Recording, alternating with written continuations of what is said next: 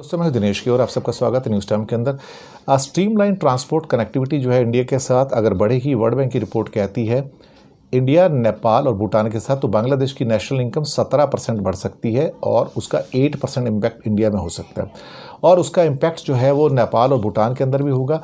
ये सारा का सारा जो है कनेक्टिविटी के ऊपर डिपेंड करता है। जो टाइटल है रिपोर्ट का, connecting to thrive challenges and opportunities of transport integration in eastern South Asia, the Bangladesh Bhutan India Nepal motor vehicle agreement act.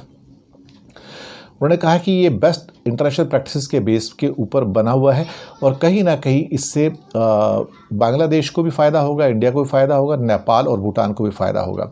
उन्होंने एग्जांपल दिया कि वर्ल्ड बैंक ने ईस्ट एशियन और सब सहारन अफ्रीकन इकॉनमीज़ के अंदर इंट्रा रीजनल ट्रेड जो है 50% है और जबकि भारत और बांग्लादेश के बीच में ये बहुत ही कम है। आज कंडीशन ऐसी हो चुकी है कि कई कंपनियां ऐसी हैं कि जो इंडिया की बेस्ड हैं, अगर वो ब्राज़ील या जर्मनी से बिजनेस करती हैं बांग्लादेश की बजाय तो उनको 15 से 20% खर्चा कम आता है। ये तो हैरानी की बात है देखा जाए तो। अब ये जो बैरियर्स क्रिएट किए जाते हैं, इस बैरियर की वजह से उसमें हाई टैरिफ के बैरियर्स हैं, नॉन टैरिफ बैरियर्स हैं, पैरा टैरिफ्स हैं, अब बहुत सारे ट्रेड बैरियर्स हैं जिसकी वजह से नुकसान होता है। अब ये अगर ये थोड़े से कम हो जाएंगे तो इससे कम से कम नहीं तो दोनों देशों की जो ट्रेड है वो बेहतर हो पाएगा और ख़ास तौर से नेपाल, भूटान को और बांग्लादेश को उससे काफ़ी फ़ायदा होगा। मोटर व्हीकल एक्ट के अंदर क्या होगा?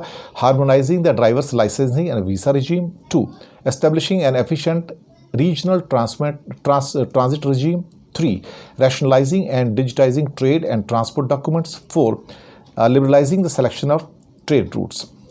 Report also makes the following policy recommendations: regional connectivity के लिए standardize infrastructure design, expand an effective capacity of core transport and logistics infrastructure along regional corridors, 3 ensure competition in transport service markets, 4 deploy modern information technology infrastructure at the land ports and seaports, next develop of border customs clearance facilities in Bangladesh and India.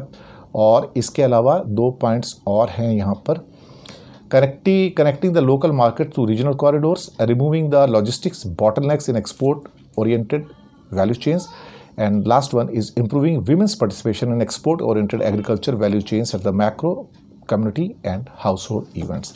काफ़ी detail report है World Bank की, पढ़ने लायक है। अगर आपके पास से पूरी report आती है तो ज़रूर पढ़िएगा, आपको काफ़ी इससे सीखने को भी मिल सकता है। तो ये एक अच्छी रिपोर्ट थी, तो शुक्रिया आपका हमारे साथ बने रहने के लिए।